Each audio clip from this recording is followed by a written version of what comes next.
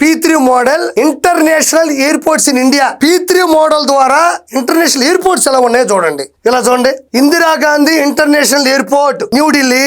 మరి ఢిల్లీ అనేది భారతదేశానికి రాజధాని. మరి వాళ్ళకి ఎయిర్పోర్ట్ కట్టుకోవడానికి డబ్బులు లేవా? భారతదేశానికి రాజధాని అయిన ఢిల్లీలో ఎయిర్పోర్ట్ కట్టుకోవడానికి డబ్బులు లేవా? డబ్బులు ఉన్నాయా లేదా అన్నది ముఖ్యం కాదు. ఈ పద్ధతి ద్వారా ప్రైవేటు వాళ్ళు త్వరగా డబ్బులు పెడతారు, త్వరగా అత్యున్నత స్థాయికి తీసుకెళ్తారు. దాని ద్వారా ఉపాధి వస్తుంది, దేశానికి ఉన్నత స్థానం వస్తుంది.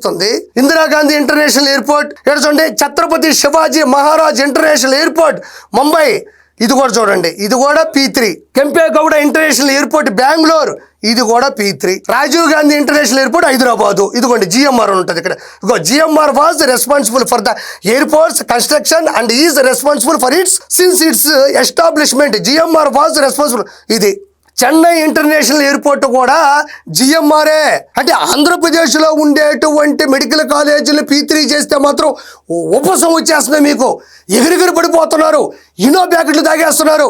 మరి భారతదేశ వ్యాప్తంగా ఉండేటువంటి ఎయిర్పోర్ట్లన్నీ కూడా ప్రైవేటీకరణ చేసి అధికారికంగా గవర్నమెంట్ చేతిలో పెట్టుకొని పరిపాలిస్తుంది కదా.